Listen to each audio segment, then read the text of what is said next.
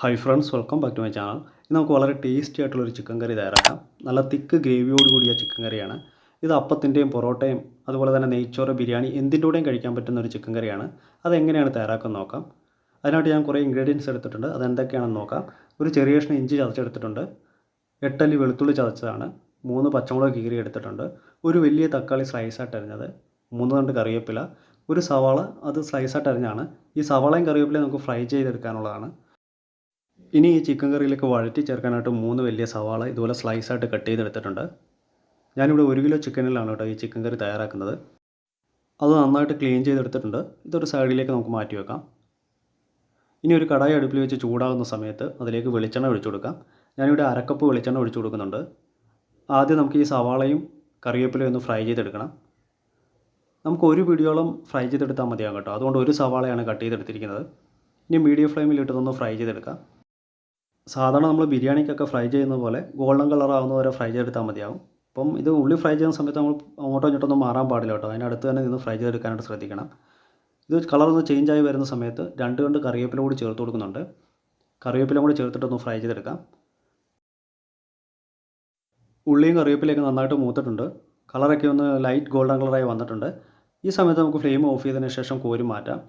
കോരി ഒരു പാത്രത്തിലേക്ക് നന്നായിട്ട് നിരത്തിയിട്ട് കൊടുക്കണം. ഉള്ളി ഒരുപാട് മൂക്കാൻ പാടില്ല കേട്ടോ. ചിക്കൻ കറിയുടെ ടേസ്റ്റ് തന്നെ മാറിപ്പോകും.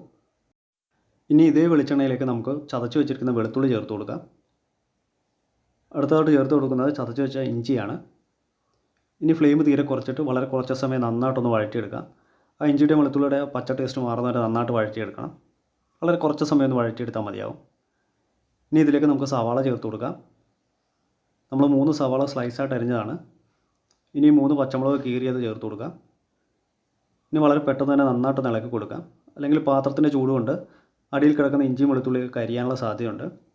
ഇതുപോലെ നന്നായിട്ടൊന്ന് ഇളക്കി യോജിപ്പിച്ചെടുത്തിട്ടുണ്ട്. ഇനി ഇതിലേക്ക് 2 തണ്ട് കറിവേപ്പില ചേർത്ത് കൊടുക്കാം. ഉള്ളി വേവാൻ ആവശ്യമുള്ള ഉപ്പ് ചേർത്ത് കൊടുക്കുന്നുണ്ട്. ഉപ്പ് ചേർത്ത് കൊടുക്കുകയാണെങ്കിൽ സവാള പെട്ടെന്ന് തന്നെ സോഫ്റ്റായി കിട്ടും കേട്ടോ. അതിനുശേഷം നന്നായിട്ട് ഇതുപോലെ ഒന്ന് ഇളക്കി യോജിപ്പിച്ചെടുക്കാം. ഈ സവാള നല്ല സോഫ്റ്റ് ആവുന്നവരെ വഴറ്റിയെടുക്കണം. സവാളയ്ക്ക് പകരം ചെറിയുള്ളി ഉണ്ടെങ്കിൽ ഒന്നുകൂടി ടേസ്റ്റ് കൂടുതലായിരിക്കും. ഇനി മൂടി വെച്ചിട്ട് വളരെ കുറച്ച് സമയം ഒന്ന് കുക്ക് ചെയ്തെടുക്കണം. ഒരു 2-3 മിനിറ്റ് മൂടി വെച്ചിട്ട് കുക്ക് ചെയ്തെടുക്കാം. കണ്ടില്ലേ, സവാളയൊക്കെ നല്ല സോഫ്റ്റായിട്ട് വന്നിട്ടുണ്ട്. നന്നായിട്ടൊന്ന് ഇളക്കി യോജിപ്പിച്ചെടുക്കാം. ഈ ഒരു പരുവത്തിന് മതിയാകും കേട്ടോ. ഇനി നമുക്കിതിലേക്ക് പൊടികളൊക്കെ ചേർത്ത് കൊടുക്കാം. ആദ്യം ചേർത്ത് കൊടുക്കുന്നത് 1/4 ടീസ്പൂൺ മഞ്ഞൾപ്പൊടിയാണ്. ഇനി 1.5 ടേബിൾ സ്പൂൺ മല്ലിപ്പൊടി ചേർത്ത് കൊടുക്കാം. ഇനി 1 ടേബിൾ സ്പൂൺ മുളക് പൊടി ചേർത്ത് കൊടുക്കുന്നുണ്ട്. ഇത് കാശ്മീരി ചില്ലിയാണ് കേട്ടോ. അപ്പം മുളക് പൊടി കുറവായതുകൊണ്ട് ഞാൻ ഒരു 1/4 ടീസ്പൂൺ കൂടി ചേർത്ത് കൊടുക്കുന്നുണ്ട്. കാരണം കാശ്മീരി ആയതുകൊണ്ട് അധികം എരിവ് കാണത്തില്ല കേട്ടോ. ഇനി 1 സ്പൂണ് ചിക്കൻ മസാല ചേർത്ത് കൊടുക്കുന്നുണ്ട്. ഈ പൊടികൾ ചേർക്കുന്ന സമയത്ത് നമ്മൾ ഫ്ലെയിം തീരെ കുറച്ചിട്ടാണ് കേട്ടോ പൊടികളൊക്കെ ചേർത്ത് കൊടുത്തത്. പൊടികൾ ഒട്ടും തന്നെ കരിയാൻ പാടില്ല. കുറഞ്ഞ ഫ്ലെയിമിലിട്ട് നന്നായിട്ടൊന്ന് വഴറ്റിയെടുക്കാം. ആ പൊടികളുടെയൊക്കെ പച്ച ടേസ്റ്റ് മാറുന്നവരെ നന്നായിട്ട് വഴറ്റിയെടുക്കണം. ഇപ്പോൾ പൊടികളുടെ പച്ച ടേസ്റ്റൊക്കെ മാറിയിട്ടുണ്ട്. ഇതിലേക്ക് നമ്മൾ നേരത്തെ കട്ട് ചെയ്ത് വെച്ചിരിക്കുന്ന ഒരു വലിയ തക്കാളിയാണ് കേട്ടോ. അത് കനം കുറച്ച് കട്ട് ചെയ്തെടുത്തിട്ടുണ്ട്. അതുകൂടി ചേർത്തിട്ട് നന്നായിട്ടൊന്ന് വഴറ്റിയെടുക്കാം. അപ്പോൾ ഇത് ചെറിയ ക്വാണ്ടിറ്റി ഉള്ള ഒരു ചിക്കൻ കറിയാണ് കേട്ടോ. അതുകൊണ്ടാണ് തക്കാളിയൊക്കെ കുറച്ചെടുത്തിരിക്കുന്നത്. ഇനി തീരെ ചെറിയ തക്കാളിയാണെങ്കിൽ 2 എണ്ണം വരെ എടുക്കാം കേട്ടോ. ഇനി മൂടി വെച്ചിട്ട് വളരെ കുറച്ച് സമയം ഒന്ന് കുക്ക് ചെയ്തെടുക്കാം. അപ്പോൾ തക്കാളിയൊക്കെ നല്ല സോഫ്റ്റായിട്ട് വന്നിട്ടുണ്ട്. കണ്ടില്ലേ, എണ്ണയൊക്കെ തെളിഞ്ഞിട്ട് നന്നായിട്ട് കുക്കായിട്ടുണ്ട്. മുളക് പൊടിയൊക്കെ ചേർക്കുന്നത് നമ്മുടെ ടേസ്റ്റ് അനുസരിച്ച് ചേർത്ത് കൊടുക്കാം കേട്ടോ. നമ്മുടെ എരിവിനനുസരിച്ച് ചേർത്ത് കൊടുക്കാവുന്നതാണ്. ഞാൻ അവസാനം കുറച്ച് കുരുമുളക് പൊടി ചേർത്ത് കൊടുക്കുന്നുണ്ട്. അതുകൊണ്ടാണ് എരിവുള്ള മുളക് പൊടിക്ക് പകരം കാശ്മീരി ചില്ലി ചേർത്ത് കൊടുത്തത്. ഇനി ക്ലീൻ ചെയ്ത് വെച്ചിരിക്കുന്ന ചിക്കൻ ഇതിലേക്ക് ചേർത്ത് കൊടുക്കാം. ചിക്കൻ കൂടി ചേർത്തിട്ട് നന്നായിട്ടൊന്ന് ഇളക്കി യോജിപ്പിച്ചെടുക്കാം. ഈ മസാല മുഴുവൻ ചിക്കനിൽ നന്നായിട്ട് യോജിച്ച് കിട്ടണം. ഞാനിതിൽ ഫ്ലെയിം അല്പം കൂട്ടിയിട്ട് കൊടുക്കുന്നുണ്ട് കേട്ടോ. ആദ്യം ഒരു 2 മിനിറ്റ്സ് നമ്മൾ നന്നായിട്ട് ഫ്ലെയിം കൂട്ടിയിട്ടൊന്ന് വഴറ്റിയെടുക്കുന്നുണ്ട്. അപ്പോൾ മസാല മുഴുവൻ ചിക്കനിൽ നന്നായിട്ട് യോജിച്ച് വന്നിട്ടുണ്ട്. ഇവിടെ നമ്മൾ ചിക്കനെ മസാല പുരട്ടി റെസ്റ്റ് ചെയ്യാനൊന്നും വെക്കുന്നില്ല.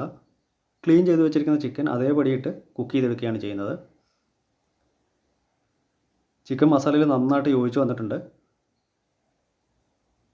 ഇനി നമുക്കിതിലേക്ക് കുക്ക് ചെയ്യാൻ ആവശ്യമുള്ള വെള്ളം ചേർത്ത് കൊടുക്കാം. ഞാനിവിടെ 1 കപ്പ് ചൂടുവെള്ളമാണ് ചേർത്ത് കൊടുക്കുന്നത്. വെള്ളം ചേർക്കുമ്പോൾ ചൂടുവെള്ളം തന്നെ ചേർക്കാനായിട്ട് ശ്രദ്ധിക്കണം. ഇനി ആവശ്യത്തിലുള്ള ഉപ്പ് കൂടി ചേർത്ത് കൊടുക്കാം. ഉപ്പ് ചേർക്കുമ്പോൾ നമ്മൾ നേരത്തെ സവാളയിൽ ആവശ്യത്തിന് ഉപ്പ് ചേർത്തതാണ്. അതിനനുസരിച്ച് വേണം ഉപ്പ് ചേർത്ത് കൊടുക്കാനായിട്ട്. ഇനി ഇതെല്ലാം കൂടി നന്നായിട്ടൊന്ന് ഇളക്കി യോജിപ്പിച്ചെടുക്കാം. ഇനി മൂടി വെച്ചിട്ട് കുറച്ച് സമയം കുക്ക് ചെയ്തെടുക്കണം.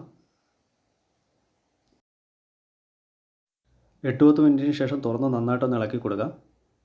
ഇവിടെ ചിക്കൻ കറിക്ക് നല്ല തിള വന്നിട്ട് ഒരല്പം ഒന്ന് കുറിയ പരുവത്തിലായിട്ടുണ്ട്. നമ്മുടെ ചിക്കൻ ഒരു ഹാഫ് കുക്കായി വന്നിട്ടുണ്ട്. ഒരുപാട് അങ്ങോട്ട് കുത്തി ഇളക്കാൻ പാടില്ല കേട്ടോ, ചിക്കൻ പൊടിഞ്ഞു പോകാനുള്ള സാധ്യതയുണ്ട്. ഈ സമയത്ത് വേണം നേരത്തെ നമ്മൾ ഫ്രൈ ചെയ്ത് വെച്ചിരിക്കുന്ന ഒനിയനും കറിവേപ്പിലയും ഉണ്ടല്ലോ, അത് നന്നായിട്ട് ഇതുപോലെ കൈ കൊണ്ടൊന്ന് തിരുമ്മി പൊടിച്ചെടുക്കണം. ഇത് ഏകദേശം 1 പിടിയോളം കാണും കേട്ടോ. അത് നമുക്ക് ഡയറക്റ്റ് ചിക്കൻ കറിയിലേക്ക് ചേർത്ത് കൊടുക്കാം. ഇങ്ങനെ ഉള്ളി പൊരിച്ചത് ചിക്കൻ കറിയിൽ ചേർക്കുമ്പോൾ ഒരു പ്രത്യേക ടേസ്റ്റ് തന്നെയാണ് കേട്ടോ. ഇനി ഇതിലേക്ക് കുറച്ച് പൊടികൾ കൂടി ചേർത്ത് കൊടുക്കുന്നുണ്ട്. 1 ടീസ്പൂൺ കുരുമുളക് പൊടി ചേർത്ത് കൊടുക്കാം. 1/4 ടീസ്പൂൺ ഗരം മസാല കൂടി ചേർത്ത് കൊടുക്കാം. ഈ പൊടികളൊക്കെ അധികമാകാൻ പാടില്ല കേട്ടോ, കാരണം പൊടികളുടെ ആ കുത്തൽ മുന്നിട്ട് നിൽക്കും. ഇനി ഇതെല്ലാം കൂടി നന്നായിട്ടൊന്ന് ഇളക്കി യോജിപ്പിച്ചെടുക്കാം. ഈ സമയത്ത് ഉപ്പൊക്കെ ചെക്ക് ചെയ്തതിന് ശേഷം ആവശ്യമെങ്കിൽ ഉപ്പ് ചേർത്ത് കൊടുക്കാവുന്നതാണ്.